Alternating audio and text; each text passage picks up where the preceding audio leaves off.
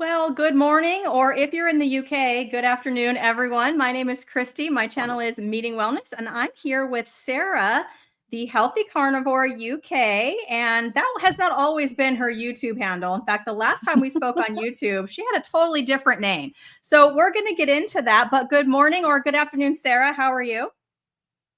Oh, well, very happy, Cristie. And so thank you so much for having me back on. I'm already going to close my laptop that is next to me because it's already distracting me. I'm just going to devote myself to talking to you and not looking at that. Thank you so much for having me back. I'm doing so well in my journey, so positive. The longest stretch I've ever done with carnivore, and looking forward to just chatting to you today. And so I think it's really cool. And thank you so much for having me on. I've already Oh, said too yeah. much. How No, are you're you? good. How are you? I'm great. I've actually taken a hiatus from YouTube, and this is my first, kind of dive back in for this new year. So I hope your holidays were awesome. I just wanted you to do a recap of your journey because it's been a while since we chatted. I think I saw you on a live with some other carnivores in the UK, and I just loved your Yep. personality. And I reached out to you, and back then you were kind of like on again, off again. And Yeah. if you could just kind of recount that, how did you get into this? How long have you been doing it? We'd love to hear your health journey. Yeah, well, my journey, it's kind of a journey. It spans 10 years with carnivore because it was 2014 that I found the carnivore diet. But I think for some people, it's just not their time. Some people, even though you know that the carnivore diet has healed so many different things and can do so many amazing things for people, I think for some people, it's just not their time. So I've kind of dabbled with it for 10 years. Dabbled with it for 9.5 years, really. And then back in the spring, I decided that I was done with dabbling. I was done with being scenic. I was done with being that one being left behind. And I thought, this is my time now. This has got to be my time. I think I had a few extra whys that I'll talk to you about later. And I was just done with being scenic. And I changed my channel name to Healthy Carnivore. And then in July, got started and haven't stopped now. And I haven't had a single sweetener, sugar, seed oil, carb, fruit, veg, seed, nut, cheat day since. And now this makes it my longest stretch. I'm at 167 days, not going back.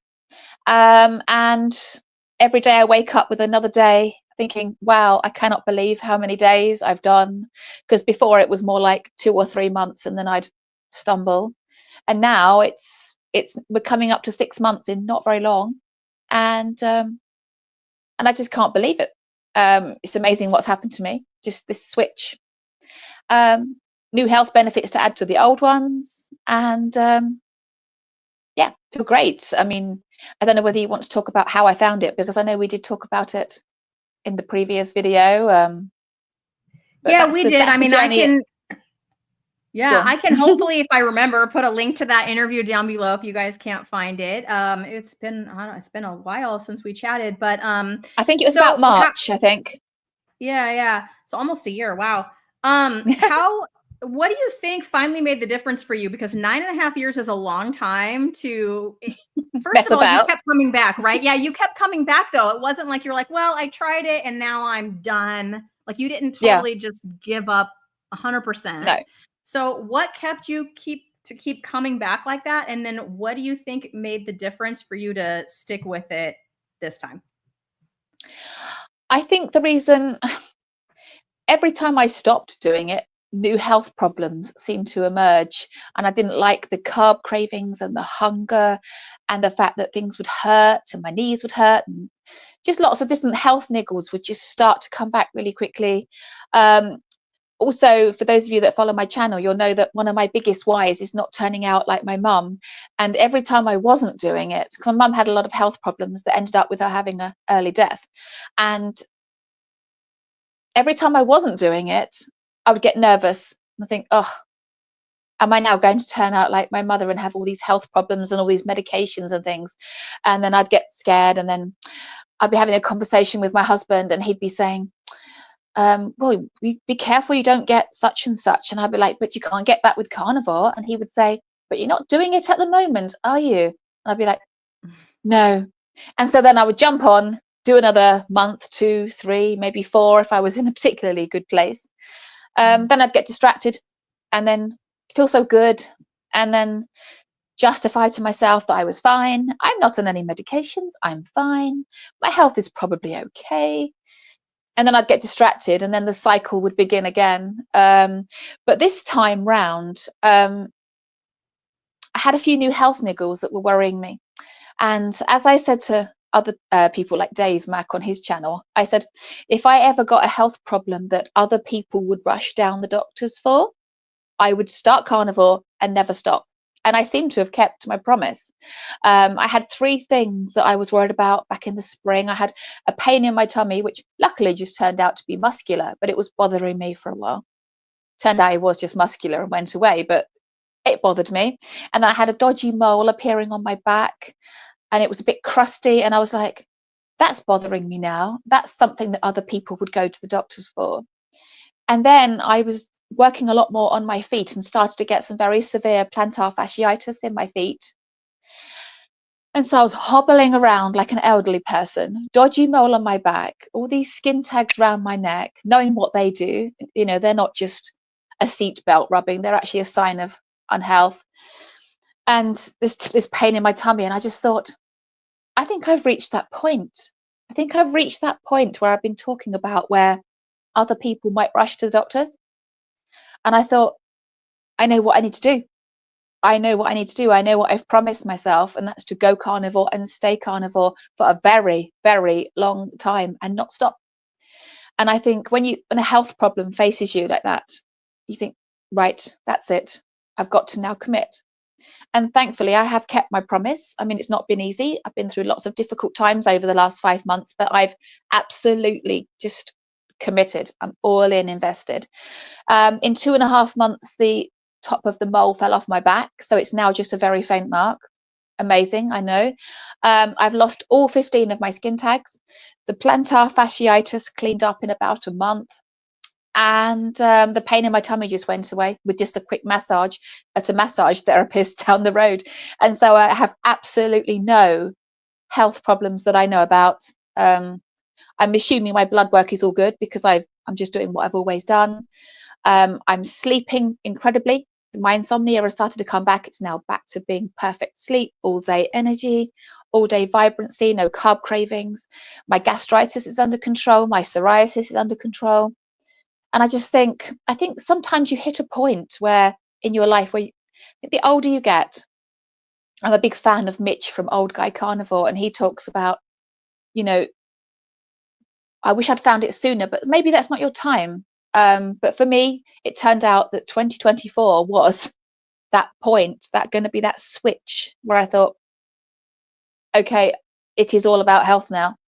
All of it's about health, and I'm not going to stop. And I've worked through some quite serious things. And actually, I'd like to talk to you later about how I'm working through the comfort eating and things like that, because I think once you've made the commitment, it's then when the mental work starts. That's when the real mental journey begins. Because you think, wow, am I going to be carnivore forever? And that's a journey you've really got to work on. And so that was my switch, finding new health problems, and now they've gone. So, and that's really how I've gone from imperfect to unstoppable, as you've said. I think that's a really great expression. I'm going to coin that in my videos. Unstoppable Sarah. Yeah. Healthy You are carnivore, unstoppable, Sarah. never stopping. Yeah, Yeah. you can see a difference in your videos from before Yeah. the name change and Yeah. after. If you guys don't know, she does like a daily vlog from her car that I've kind of taken, like I said, a YouTube break, but before that I was like every day, you know, new one pops in, and I just love your style. Yeah. Oh, thanks, Adrian. So I wanted to say thank you to Westfield 90 so much for the super sticker. Much appreciated. And they say that you are so inspiring. So thank you. Oh, and thank you. Adrian says to hit that like button. So no matter what channel you're watching from, if it's my channel or Sarah's channel, make sure you hit the like button. Good morning, Adrian. So I wanted to talk to you a little bit about skin tags because I never knew, you know, what a metabolic health marker they were until coming into this space. And now I Yeah. see them everywhere. Like I didn't notice them on other people. I've never had any myself, but when I say everywhere, I mean everywhere. I teach kids that are about 10 years old, and I see them on my students. And Wow. it's the students that are a little overweight. Now I'm looking at them Yeah. thinking, you probably have fatty liver, you're probably pre-diabetic, Yeah. and oh my gosh, you have skin tags and that that fuzzy skin stuff too. I forget what it's called, but all those are metabolic health markers. Can you tell me a little bit about the skin tags? Like when did they start happening? When did you realize that it was probably a metabolic issue? And what is it like when one of those things falls off? Really good. Yeah, it feels good, right? Really good. I have had a little bit of an obsession with skin tags since seeing a video by Dr. Ken Berry a couple of years ago. Now, I can't actually tell you when they turned up. I don't know when. I think they gradually creep up and you don't notice. And then being in the carnivore space for such a long time, you pick up a lot of information. And obviously, I've just bumped into that video by Ken Berry and thought, wow, I've got these things around my neck. And he was saying how they are a sign of, being metabolically unhealthy. And I was like, wow. So, and I've had a bit of an obsession in my mind. I've been, obviously, I still stayed imperfect for a while, and that was frustrating me. And I thought, I've just got to do carnivore for long enough and they will fall off. And actually, the skin tags started falling off at day 86. And then the last one fell off a couple of days ago at about 165. So it took me between 86 days and 165. I became really obsessed. I think I drove my family crazy. But it was amazing. On day 86, I was doing my usual look in the mirror, look at my pointless skin tags and see if they've gone. And I just noticed that the top of one of them had gone black, and I just sort of picked at it and just had a little bit of black skin in my hand. And I was really emotional, super emotional, because after watching that Ken Berry video, I knew that all the while those skin tags are still there, I'm technically still unhealthy, and the weight's not going to come off all the while those skin tags are there. And so seeing them going black and drying up and getting caught on my clothes because they were getting sore, but then falling off, was just so exciting to me. I like to tell my friends about it, but they don't believe me. They still think it's the seat belt or the clothes rubbing or the lanyard around the neck. I don't think they want to admit that it's perhaps something they're eating that's causing it. But yeah, I had an obsession, and now I did a bit of lion diet over Christmas, which I found a bit made me feel a bit sad because I wasn't joining in with everyone else. But the upside is one of the skin tags went suddenly dark and fell off, and it was just. And now I have no skin tags at all. So so I've got this obsession that once the skin tags come off, the weight loss might begin, because for you that haven't met me before, I'm the one that struggles with the weight loss, but I know that there is a lot of us. It's a bit of a hidden secret in the carnivore world, but there are a lot of women around my age that the weight doesn't just fall off, even with an absolute commitment. I've only lost 16.5 pounds in that 167 days. I was wondering whether you'd be disappointed, because I think we were both hoping that I was going to come back at the 5-month point and go, guess what? I've also lost 50 pounds. Woohoo! 15 skin tags, 50 pounds of fat gone. But sadly not. I'm still waiting for that bit. So my next weigh-in will be the 1st of March at 7 months, and I'll see where I'm going from there. So that's the skin tag thing. And yeah. Okay, well, yeah, you sort of preemptively answered Adrian's question. She says, oh, thank you for bringing up skin tags. I have a loved one who was brought there. She meant A1C down and a skin tag turned black. Is this good, or should they go to the doctor? So we are not medical professionals and are not giving you medical advice. I'm not a medical professional. But Sarah, you said yours turned dark right before they fell off. Is this right? Yeah, and now I've just got clear skin all the way around with no sign that they were ever there. Yeah. That's so awesome. Yeah.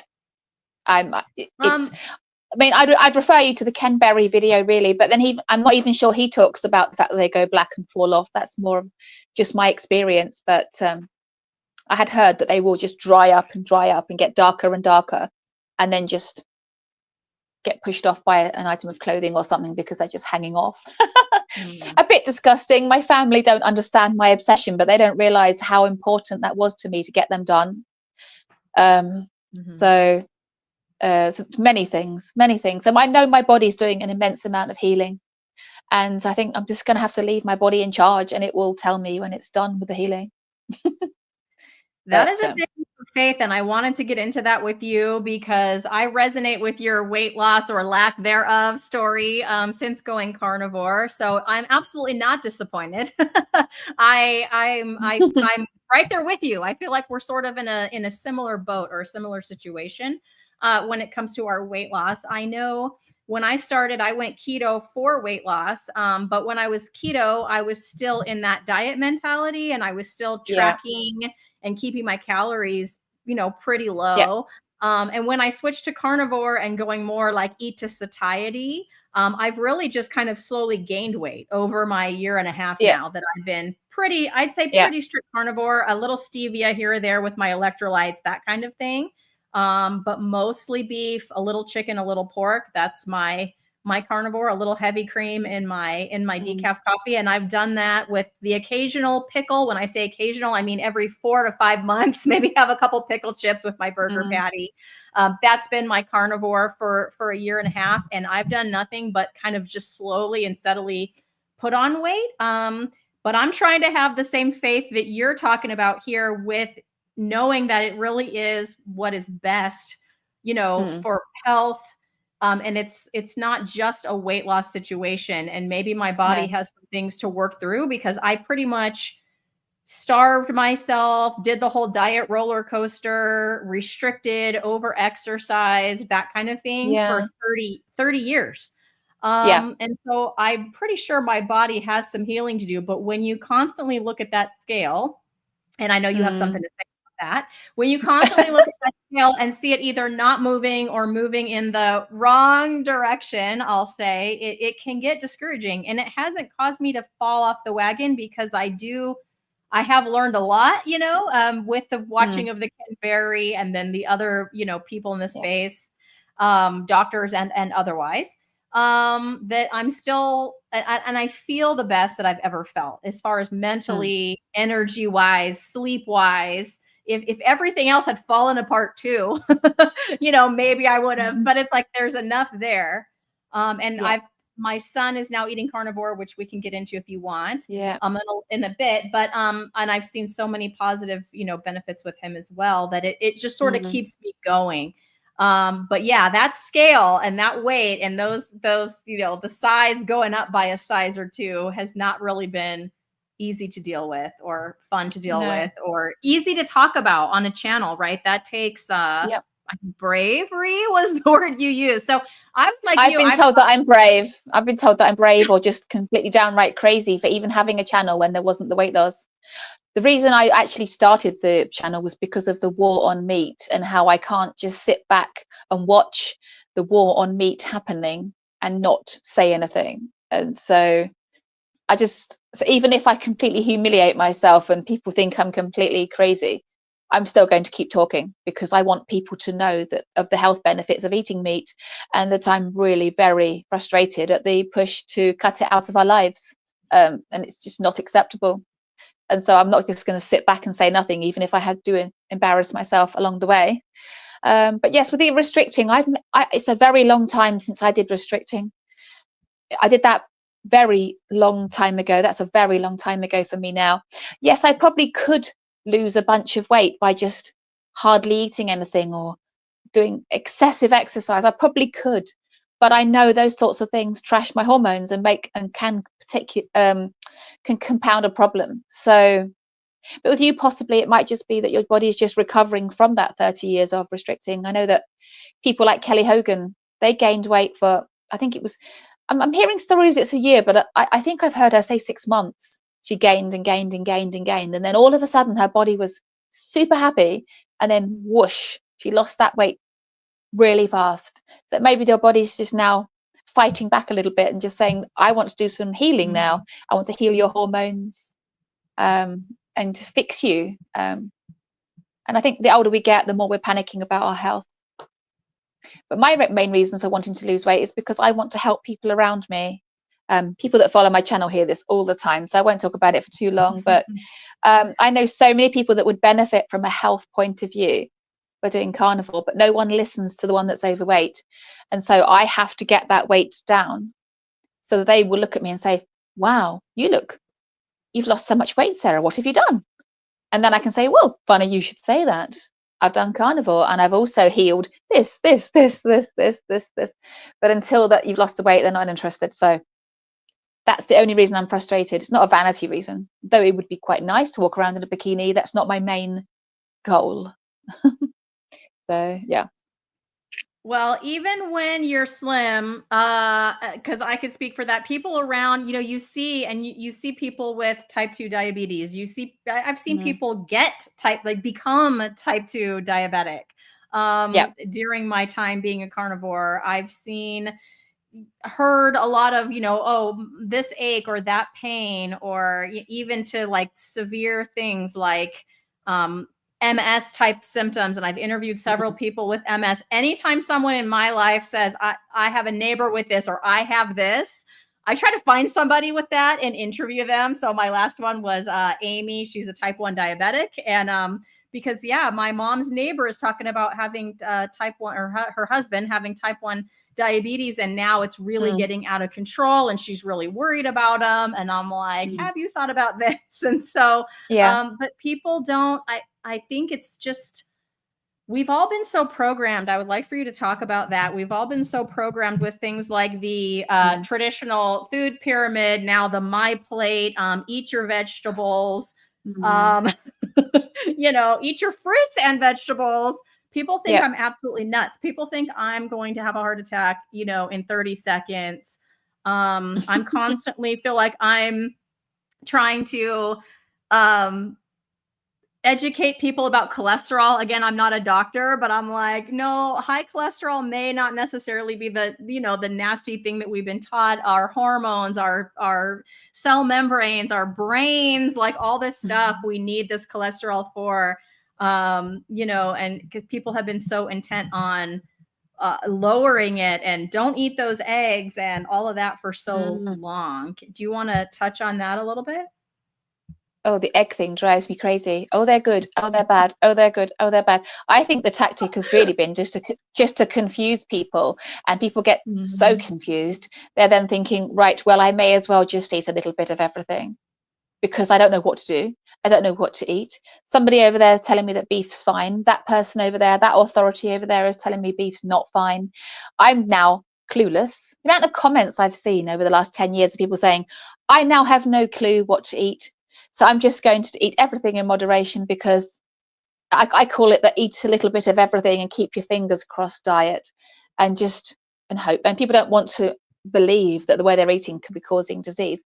But the brainwashing starts really young. I mean, in my last school, I was working in year 3 or 4. So we're talking about 7, 8-year-olds kids. And they're being told that carbohydrates are absolutely essential and to cut the fat off their meat at that age. And when they're learning about it at that age, that got me frustrated as well, because I'd be sitting there in the classroom and I really wanted to turn around and say, well, I haven't eaten carbohydrates for 10 years and I'm fine. But because my journey was so scenic, I wasn't able to say that. I am so looking forward to that moment when I can turn around to somebody and say, well, I haven't eaten carbohydrates for 3 whole years. How am I breathing? Is it magic? So can't wait to be able to say something like that. But the brainwashing starts super young. And I think the vast majority of people don't like to imagine that they're being lied to. It's a very hard thing for people to accept. 85 to 90% of people haven't got the capacity to be able to understand that we've been lied to. And when they say, red meat, processed food, most people just go along with it and go, fine, I won't eat that then. No questioning, just trusting on authority. So it's very hard to. It's easier to fool someone than to convince them they've been fooled, and they want to keep holding on to their beliefs, and they want to keep eating all the things. Not many people are willing to do this. It's a big leap for. It was a big leap for me. For 9.5 years, it was still a big leap, and I knew about it and thought it was great, and I still couldn't do it. And then 167 days ago, I thought, okay, I'm doing it. I'm just doing it. That's it. I'm done. I'd also like to talk about comfort eating as well, because that's something I don't know whether you finished talking about the My Plate and all that rubbish. All these Yeah. things we have to listen to. Oh gosh, it just drives you crazy. But I've got used to hearing it now because being in the space so long, I'm kind of, yeah, whatever. I can't get into a debate with anyone. I just can't bother. I did the debating years and years ago, and it didn't get me anywhere. I just eat what you It want. really Eat what you it want. really doesn't. And they, even now that we don't necessarily teach it at our school, but it's like in the cafeteria, they like list out, okay, this is your fruit slash veg for the day. And then there was one day I went in there and it literally the protein that was listed, which by the way, protein's like at the bottom of the list. It's Yeah, like at the bottom. yeah, Everything else yeah, is like your grain for the day is this, right? And it was yeah. like cheesy pull-aparts, which is like bread with a little cheese on it, like melted cheese. That was their Yeah. protein. And so that kind of stuff just drives me bananas, especially when I then go in the classroom and deal with the behavior and the health implications, the sleepy kids, they're all hyper or they're sleepy Yeah. or whatever, they can't Mm, focus, mm. and so like, and I can see the correlation, but yeah, there's no arguing, there's no, debating. I did get my principal. I was shocked that she did this last year during state testing. I was like, every single day I was telling the kids, like, eat an egg before you come to school. Do not come here and eat the breakfast they're going to feed you because it's going to be a Pop-Tart. Don't do that. Yeah, don't come to yeah, school and eat those Lucky Charms. Eat an egg. yeah. And my principal actually emailed parents and said, the school is providing breakfast. However, a high protein meal in the morning would be really good if you could, give that to your child before they come to school. I don't know how many Wow, actually did it, but I got her to do I'm that, to I'm send that surprised that email.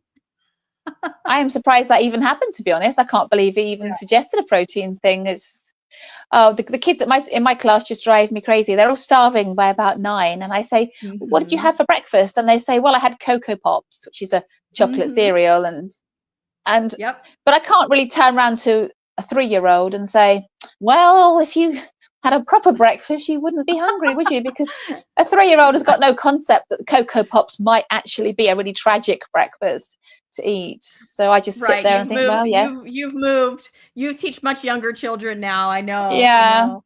I know. And they Um, still drive me crackers with their being starving from about 9 in the morning, and yep. Yep. their lunch boxes are horrific. Oh. I'm not seeing any protein or fat in any of these lunch boxes. It's all grain and sugar based. And then Mhm. all the kids are running around like absolutely crazy straight after lunch, bumping into each other. Our accident book is highest at lunch, just after lunch, when they've eaten all these sugar and carbs. I probably shouldn't say that in Mm. public though, but Okay, yeah. well, then let's switch to comfort eating. So, speaking of sugar and carbs, my comfort eating back in the day was a big pack of Oreos because, you can't just eat one or two of those. It was No, like eat Oreos no, until you're literally sick.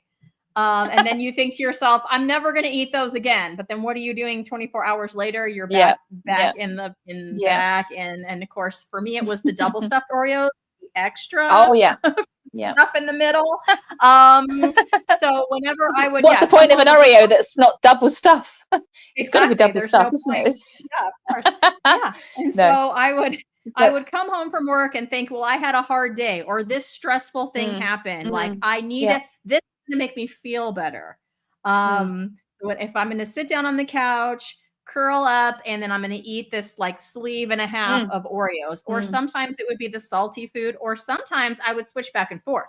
I'd have a big bowl of popcorn, buttery popcorn with lots of salt on it, so that I could have my M&Ms over here. Because when you get sick of the sweet, then you eat some handfuls of popcorn, and then you can eat more that way. And so I You're would not trying to strategize trigger like me, that. are you, Cristie? Cristie, you're not trying I'm to make not me go on a binge. I'm not trying to do that at all. I'm sorry if I'm doing that for anyone out No, there, it's but I'm fine. saying those were my comfort eating habits and Yeah. strategies Oh, definitely.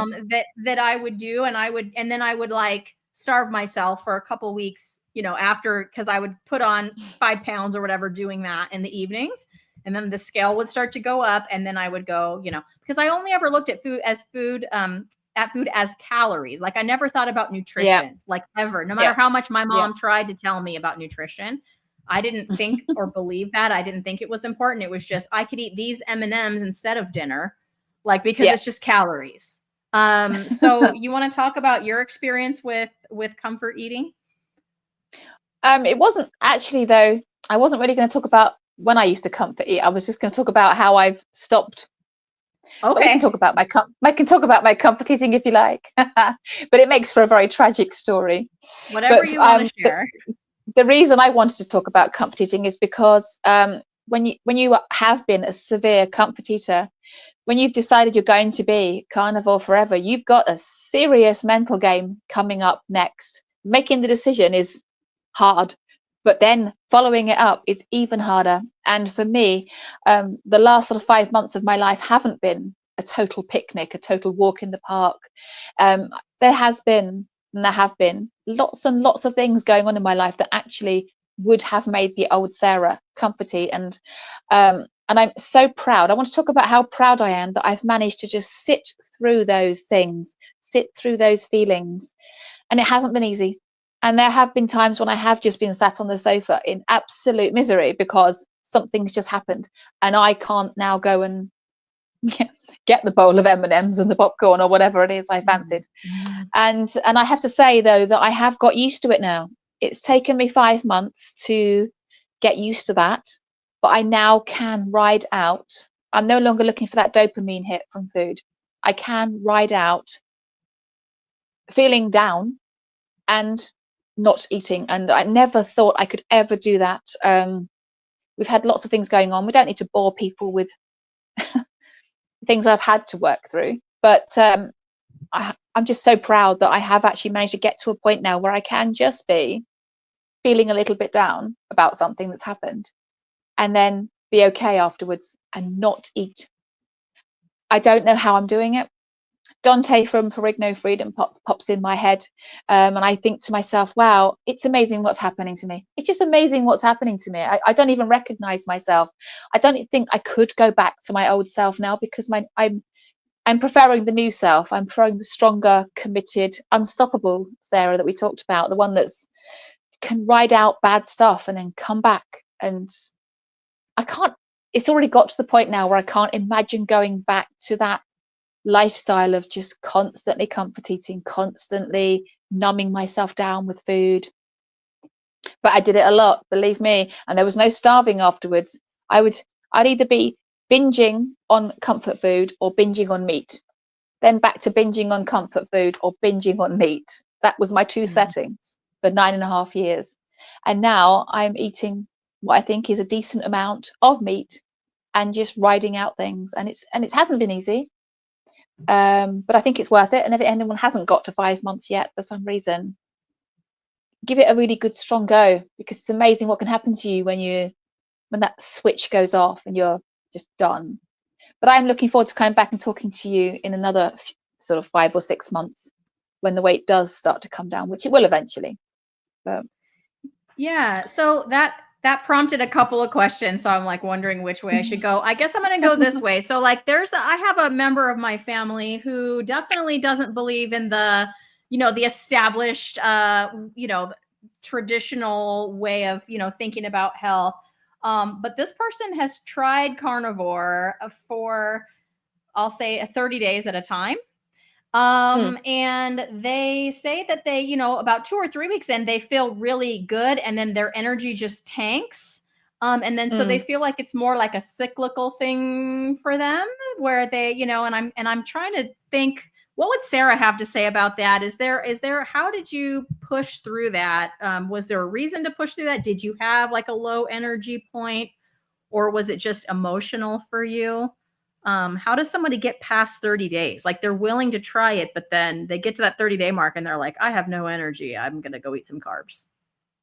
I think um, I think probably use the words from one of my channels that I watch from Mitch from Old Guy Carnivore again, bring him up. And he talks about it in a way that says, your body literally thinks it's starving itself. And it doesn't take, it's not, the 30 days can kill the carb addict thing.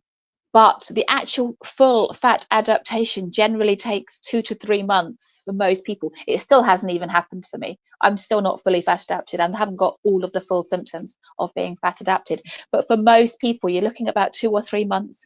And what he says is that your body literally thinks it's starving itself because its usual fuel source, the glucose, the carbs, sugar, has been taken away. But it hasn't yet learned how to access your fat. And so you've got this period where you are low in energy because your body actually in that time thinks it's starving. It thinks it's starving. Its easy energy's gone. Your fat energy hasn't come yet. And you've got this period of between a month and 3 months where your body is just sluggish. And I was sluggish. I was really sluggish, and I knew that I just had to work through it, eat as much fat as possible.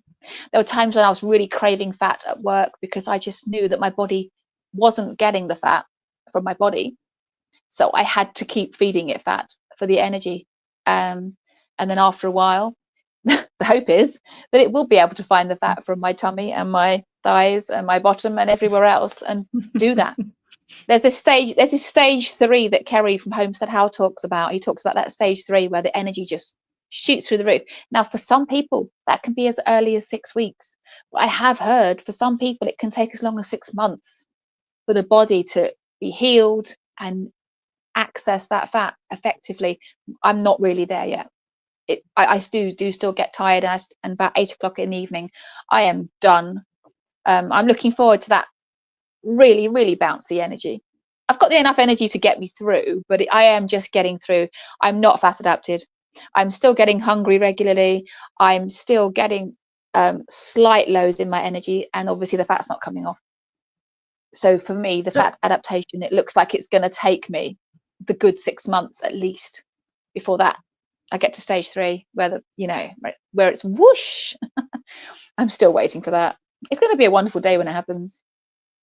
Yeah, I don't even know like what that would look like for me. Right now, I usually eat about twice a day. I try to eat when I'm hungry, and not in between. Like I haven't snacked in forever, but usually it's twice a day. If I try to go once, which is one meal a day, if you don't know, I get so hungry and I have to like force myself through like the last 4, 5, 6 hours. I'm like miserable.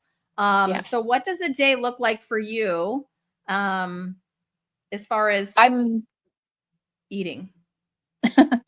I'm so glad that I managed to get to this point, because now I can answer that kind of question. Because when I was still imperfect and people ask me that question, I'd be like, well, my eating's a bit all over the place really. But now I am in that too mad phase where because I work in a school, I'm eating about 7:15 in the morning. The reason I'm eating at that time is because I don't want to be hungry at work, because the treats come round, the snacks come round. I want to know that I've got lots of meat in my tummy so that I'm not tempted. And then I come in about 4 o'clock and eat then, and have a big fatty meal then. And then that does me as my regular routine. And even though I'm off work, I'm still kind of eating that twice a day. Absolutely no snacks in between, and either end of. So that's quite nice. I'd love to be able to do an OMAD thing, but my body is not ready. It is just not ready. And I think that's partly my schedule. If I was a stay-at-home mum that was like super privileged and had all the time in the world to faff around with my food, I could probably get to OMAD, but I have to work around the job I'm doing. And so I'm probably going to keep doing TOMAD for the long distance until my body says, no, you can go to OMAD now naturally, but I can't see that happening at the moment. Yeah, that rings like, I mean, I just resonate exactly because we have the same schedule, right? So in the morning, a lot of days I will eat a breakfast. It just depends, but some days, because my lunch is so early, it's like 11:30.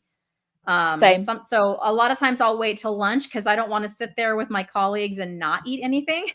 But I'm hungry all morning, and there's some mornings I just can't wait. And if I, in that case, I will eat some eggs, with my son, because I make him eggs and sausage in the morning.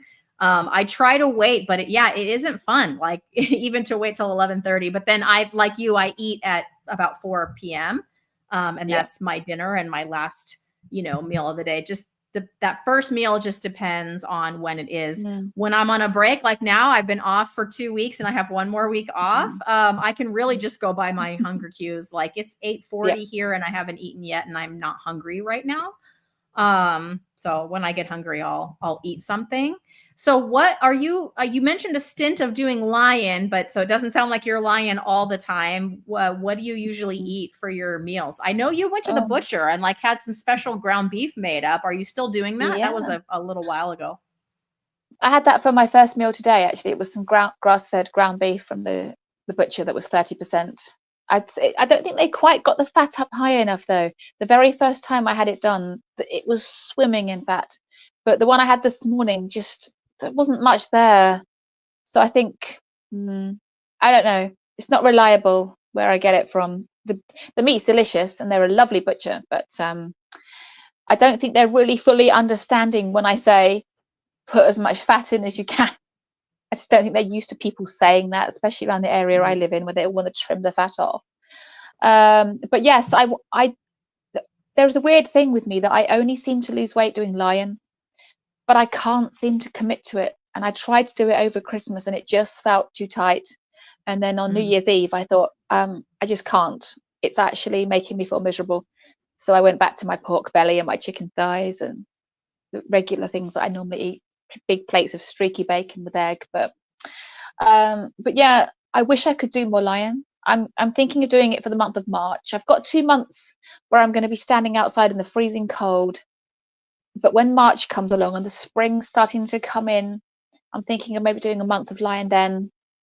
But I think one thing I really do need to do, and I think a lot of women do need to do this, is that I need to do weight training. But I can't. Okay. I just because I'm just hearing so much. There's a trainer, a personal trainer that goes on the Dave Mack channel on No Carb Life, and he's saying that the way he gets women to lose weight in my situation is up their food and then get them doing serious weight training, and the fat starts falling off them. And I'm thinking, I just can't see how I can get weight training into my schedule right now. I just don't think it's going to be something that I can do with the work schedule I've got right now. I can't just go swanning off to the gym in the day, and I can't go swanning off to the gym in the evening. But at some point in this long-term carnivore journey of mine, I am going to have to find a way of lifting weights at some point to get that metabolism revved up and the muscles built up.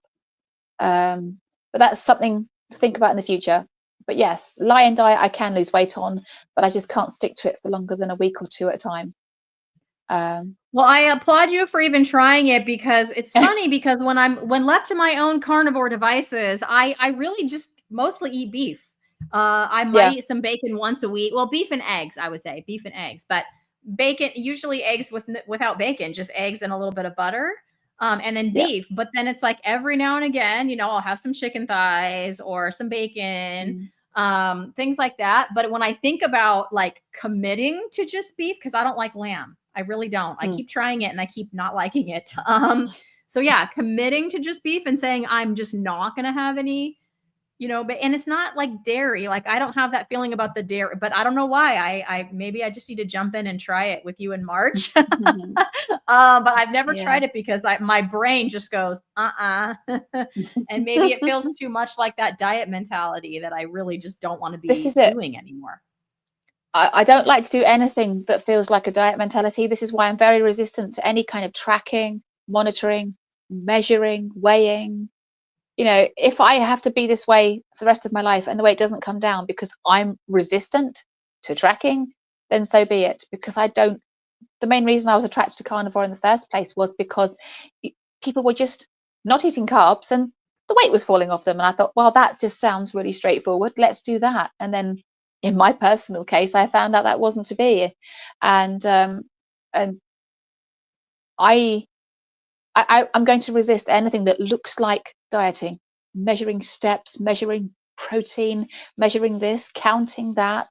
And like you say, doing the lion diet did feel more restrictive, more like dieting. And I think that's why I was resisting it, because it felt too tight, it was too much. And I had to go back to the chicken thighs and the prawns and the salmon and the the plates of bacon and eggs and the pork belly, crispy pork belly, those kind of things just make me so happy. I just thought, well, if I don't lose weight, fine. Just as long as I'm never on any medication, I feel happy. But the downside to that is I won't be able to help people. And that's where the frustration comes, because I want at least one person in my personal life to say, wow, what's happened to Sarah? What's happened to her? And then they ask me, and then they go and maybe look into it. They probably still won't look into it, but at least I can try and help people. That's all I want. I see people suffering all the time, Yeah. and it just destroys me seeing them suffering. Oh, Yeah, it's because it feels frustrating. like we have the answer. We know like this would help you. Yeah. And even with Oh, we our own hope personal, so. like I never had like type 2 diabetes or anything like that, but my mental health Mm, had just declined so slowly that I didn't really notice it. And then when it got better, I was like, whoa, I had anxiety and how crazy. And now it's mm, like I'm mm. free from that. So I think Yeah. that's why I also kind of buck the whole diet thing, because I did that for over 30 years and it put me Mm, in that place. And I had this constant like calorie counter in my brain that was just mm, like I would obsessively think about my food, what I was gonna eat, how much I had mm. eaten already, how many more calories I could eat, and then the next day, how can I eat less calories than I did yesterday? It was very, very obsessive. Yeah. And so to do that in any way, even using an app, it really feels like I'm going Mm, back there in a lot of ways. yeah. And so I've done it Definitely. off and on. I've tracked off and on. Um, Mm, but I don't, yeah. maybe someday I'll be able to do that in a healthy way. Let's just let's just say that, or maybe I need some coaching Yeah. or something to be able to do that in a healthy way. Mm. But for But I think now, I am, for some people though, that they need to be tracking to make sure they're eating enough, because yeah. there are videos by Kelly Hogan and also by Anthony Fauci and other people that say quite often 99% of the time the women that are not losing weight are actually chronically under eating. Now I don't know if I'm under eating. I don't think I am. I'm certainly not doing it on purpose. I'm eating meat until I can't eat anymore, and then waiting till I next feel hungry and doing the same thing again. And I don't think I'm under eating, but I absolutely don't want to go onto some app and put all my things in to find out. Mhm. Because I just don't want to go there. I just rather just stay fat than do that. I just, So, Booby Goats would like to know, do you think you need to carnivore harder on Lion Diet, or why not just enjoy carnivore? well, it's because I've got a mental battle between I do lose weight on Lion, but I don't seem to lose weight on mixed. And so I've Mm, got this constant battle going on of, do I just enjoy carnivore and stay this weight potentially for the rest of my life? Or do I do some Lion and get the pounds down a little bit? I do get myself in a little mental battle. It could be that my body is still not finished healing. I mean, like I just said, I've just lost my last 2 skin tags. It might be that I am just about to finish my healing. I knew someone once in one of these Facebook groups that got to 7 months and then the weight just went bang and just fell off. She ate and ate and ate and ate and ate for 7 months, and all of a sudden the weight loss switch just kicked on and she lost 2 or 3 pounds each week for weeks. And I just thought, there's a part of me that's waiting to hope that that might happen. mhm. But if it doesn't, it doesn't. I just resisting anything.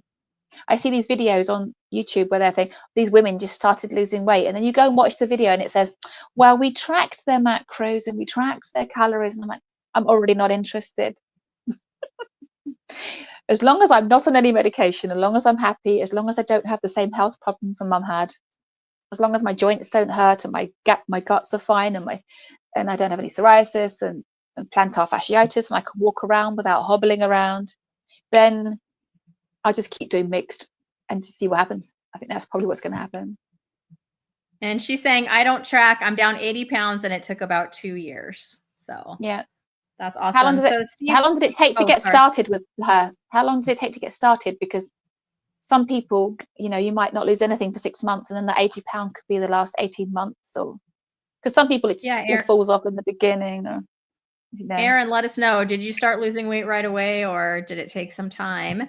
In the healing. Yeah. meantime, Steve says that he is listening while cooking my steak and eggs. That is awesome. I think that I am going to make a picanha today. Have you tried picanha, Sarah? Because that's my absolute favorite. You can't get through an interview with me without talking about picanha. Have you tried any? I don't know what that is. Oh, I don't know what they call it where you are, but it has a few names. They call it sirloin cap too. It can be called sirloin cap. It's like the end of the sirloin, but it has this fat cap on it that's about a half an inch thick, and it's just super delicious. It's really good. So if you can go to your butcher, I don't know what it's called where you are though in the UK. No, it's not. But I think it sounds like something I need to look at, because you need to that does look into it. It's delicious. That sounds like and something. you can cut it into steaks, or I just cook it as a roast. It comes as like a 3 or 4 pound roast. Sometimes I just cook it like that, or I'll cut it into steaks if I'm in more of a hurry. Okay. Jonathan says that you guys don't have it, but sirloin is, it's comparable, but it doesn't. Sirloin is very lean on its own. So this is like, there's a big fat cap on there that just makes it so good. It's like the end of the sirloin. Well, that's a bummer, Jonathan, because you guys are missing out. Karen says that she lost 50 pounds in the first 3 months, but the rest was slow. She started off fast, and then just kind of those last 30 pounds were much, much more slow. I'm hoping it goes the other way for me. Yeah. I'll probably get to 2 years and still be at 16.5 pounds. No, my luck. I'll just keep going. What else can I do? What else can you do? Yeah, that's how I feel. What else can I do? Like, am I going to go back? And going back is not an option. No, going back to the way I was is not an option. That's deleted. I have upgraded myself. That my old Sarah has gone, so I have no choice but to move forward. I've set my life up now where I can't go back. So what will be will be, and I just hope that there one day there'll be that I've lost 75 pounds and I look amazing video, but you just have to wait for it, I'm afraid, and so will I. Yeah, I there's no going back for me either. I watched my dad's mental health, decline before he passed, and in a similar, not just like your mom, but in a little bit of a similar way, thinking I don't want to go there, and then watching how my mental health was like declining without me even really realizing it, and then to see that turnaround, it's like there's no way that I'm going to go back. I'm not going to worry about the scale. So I don't think you really talked about the actual scale. What have you done with your scale, Miss Sarah? Keep yourself off of it. I have not been this brave. This is something I have not done. I still have it out, and I get on it probably too frequently. I know what I'd like to do with the scale. We have an axe down the garden called Albert the Axe, and that's what I'd like to do with it. But my eldest son is doing keto and he's still interested in his weight. But I did negotiate with him that we're going to keep scales up in the attic for January and February, and he's put them up there. And I've said I do not want to see those horrible things until the 1st of March. So he's agreed, because he's normal weight anyway. He doesn't really need to look. I said, can you do it for mummy? Just please put them up there for me. And I don't want to see or hear about them till the 1st of March. And I'm on my video content, I'm just not going to talk about weight at all. Health benefits, what I'm trying to avoid, and just get those things away from me.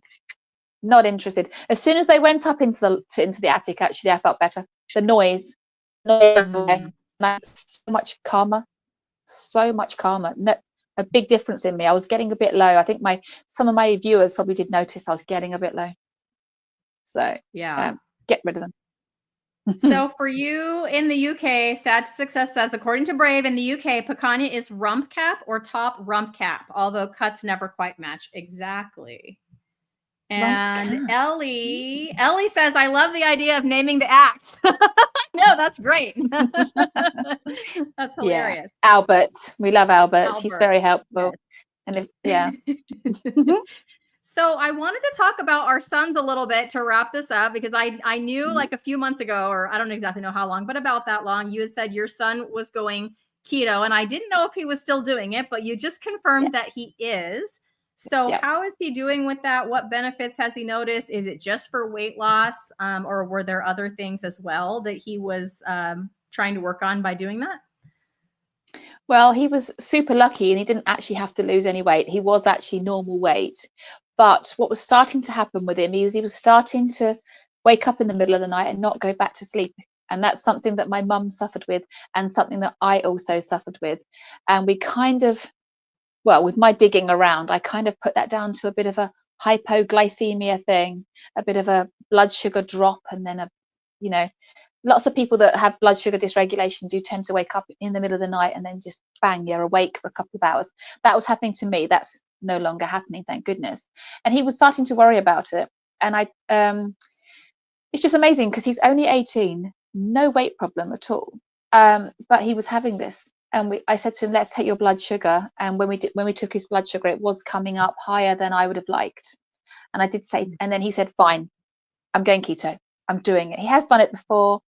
And he said, I'm going keto. And a few weeks into that, his sleep is fine. He's not waking up in the night at all. His blood sugars are fine. So he's very mature for his age. He's nearly 19, and he's the most mature 18-year-old I've ever encountered.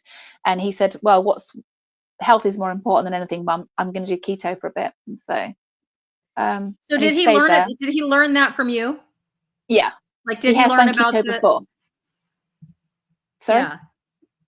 Because kids, do they want to listen to their parents? Probably not usually. he's a rare specimen. My youngest son, not interested in me at all, but he's very rare. He's very mature, and he does listen to Mum, which is incredible. I know, I'm very lucky to have him. But he's just so super mature. Even at 4 years old, he was very mature for his age. And he said, right, if there's a problem with my blood sugar, I'm going keto instantly. And that was it. And he's stuck to it. And he's been going out with his friends, going out in the evenings and driving, and so he can't drink. He's been super mature about it. But he knows he can stop and he'll be fine. But he drinks low carb alcohol when he doesn't drive. But yeah. So yeah. It's really cool. So my son, I know your son's had a lot of improvements, hasn't he? And he's now fully carnivore. How long has he been fully carnivore for? Well, basically since, okay, so he still does the pizza pockets that have a little marinara sauce in them, but he might do those once a week. So where he started, and that would be the only thing that's not like an animal product. He started eating those almost every day. So we started him off last February. It's February 1st of last year, 2023. He was 15 at the time. He's now 16. And it was like our last ditch attempt to help with his ADHD, because we've tried like everything from like counseling to medication for ADHD and have seen absolutely no improvement. And as a teacher for 25 years, I can honestly, and he was in my class when he was in 5th grade, I can tell you he's not the worst case, but one of the most severe cases I've ever seen. Not just the traditional, oh, I'm a little bit fidgety, or I can't sit still, or my grades are low because I just can't focus. It really affected every area of his life, because he had no emotional regulation at all, which emotional dysregulation can be a symptom of ADHD. And he would go from like totally fine to like completely angry and pitching a major meltdown in progress that would last for hours. Until he like came out of it. And then he would go and he'd like forget that any of that ever happened after he'd have his meltdown. And meanwhile, mom and dad are like, just emotionally done, because he's just, had this 3-hour, I don't want to say tantrum. I mean, it looks like a tantrum, but it's not a tantrum.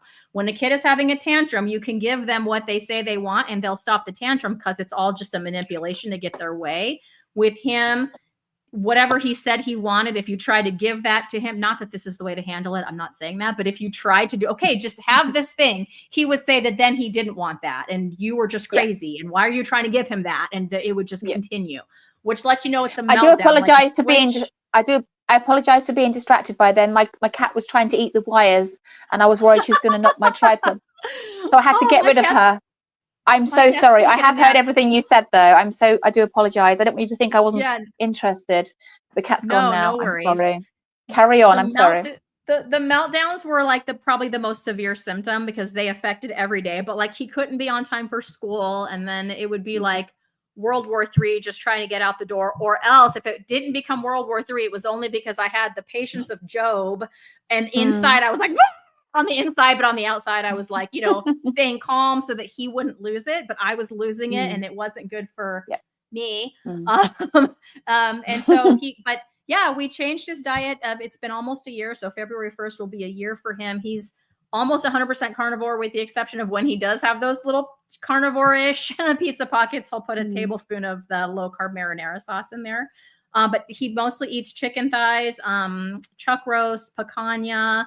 But we started him out on like carnivore versions of the food that he used to like, which was like the processed chicken nuggets. I would make chicken nuggets out of just ground chicken with like pork panko and like Parmesan cheese. That's how we started out. And now he's good just eating, cuts of meat, which he would never eat before. He, I think in the whole year, has had one meltdown, and he used to have 3 or 4 a week. Wow, that is amazing. It's pretty amazing. He is on time for school, without a fight. He just comes out to the car, like normal, like he's just been doing it his whole life. So those are two of the big things, but he started being a lot more social.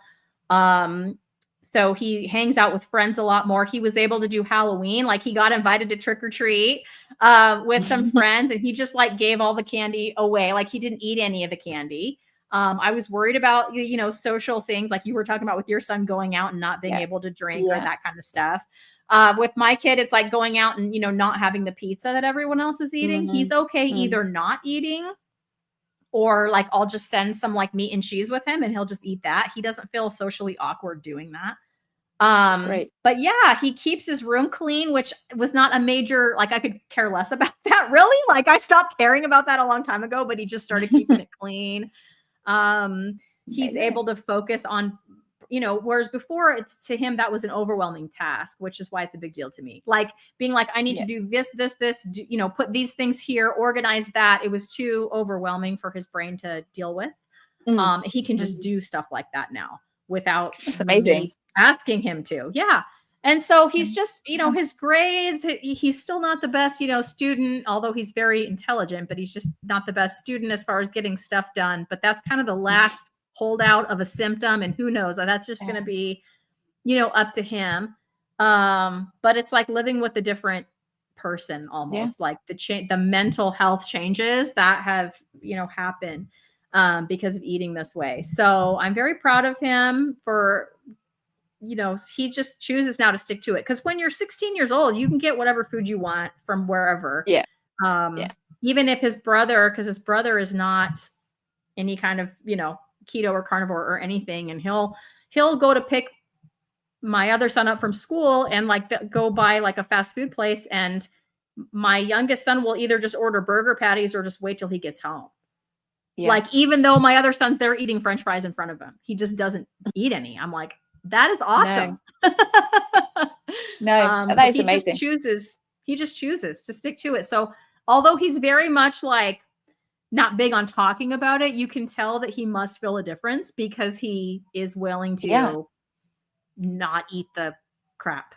Just all on That's wonderful how he's made that connection, isn't it? That he realizes how important it is not to eat those foods. That's amazing. That is really, he sounds very mature as well. Yeah. Sounds like we've got some very mature children there. But my younger son, my younger son, I actually have to threaten him. If he starts to play up, I say, I'm going to be completely taking you off sugar if you don't calm yourself down. And then he's like, ooh. And I said, just, and then he'll retreat. But at some point, I think he said he wants to go carnivore when he's 16. So at least it's on his radar. Both my boys have grown up with it, on their radar. They know about it, which is half the battle, I think. Just knowing about carnivores gets you halfway there. So. Yeah, the other day he said, it was funny. He like had, kids when they're 16, they're like growing up, but then they'll have these like throwbacks to being a younger kid, And I think he was getting bored too, being on Christmas break. And but he was like, Mom, will you take me to the park? Like he asked me to take him to the park, right? So we get to the park, which is he hasn't been there in years because he's 16. And we start walking up, and I think it triggered this memory. And he goes, Mom, you got short. And I'm like, no, dude, you got tall. He's taller than me and it's been since he's gone carnivore that he's really shot up. And I said, Wow. yeah, since you changed your diet, that's when he didn't just pass me up by a little bit. He's like 3 or 4 inches taller than I am now. Wow. And it's Amazing. just, he just shot up. And Dr. Shafee said he's going to continue to do that. So we'll see. Cause I know the doctor has said his whole life that he should be about 5'10", 5'11". How accurate that is, I don't know. But I feel like if he gets taller than that, I'm going to chalk it up to carnivore. Yeah. Yeah. So, No, very nice. Very nice. well, It's a good success story. I love to hear about your son. That's really amazing. Though it does make me more frustrated at work when I see children that are behaving in the way that you've just said, and I know that I can do yes, absolutely nothing to help them. nothing to help That's them. And that's I that's the try flip side, isn't it?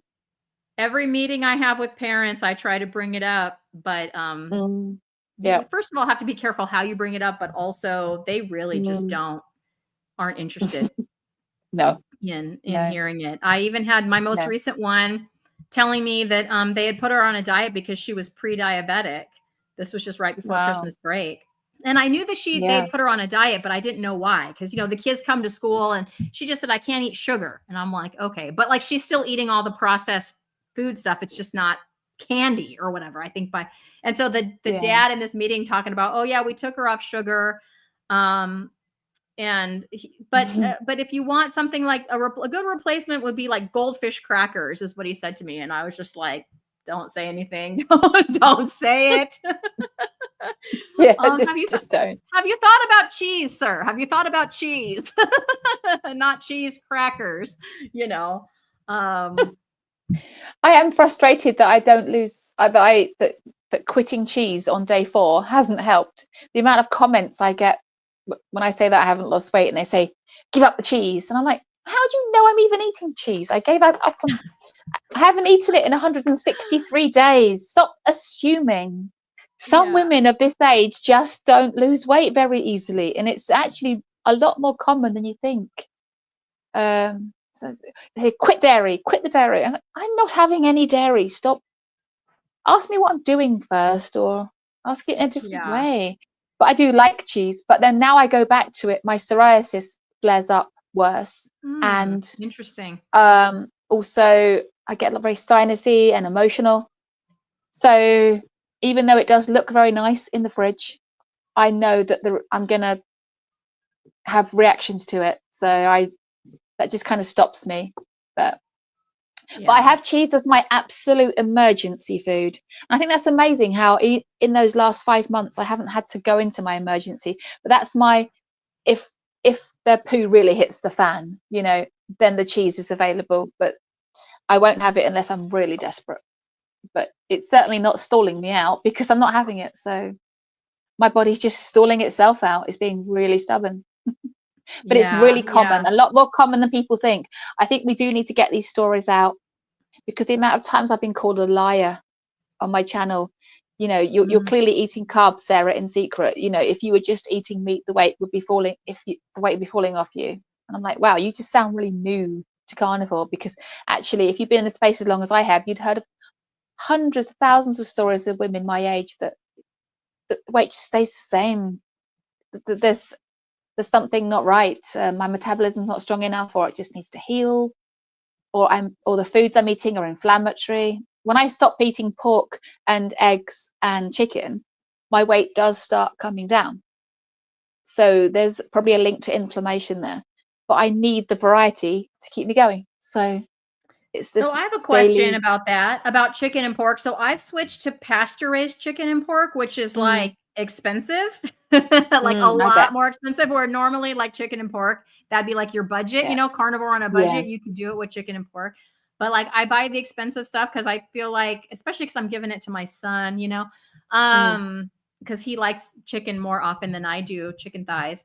Um, and I don't know if that makes a difference. I don't know. Do you? Because I know you said you've been getting your meat at the butcher. Do they have like I don't even know what you guys have available to you over there, but I know just at least mentally, like I feel better about myself. I can't say that there's any like oh, this made me inflamed. The grocery mm, store, crap fed chicken made me inflamed, and this other chicken didn't. I haven't seen that.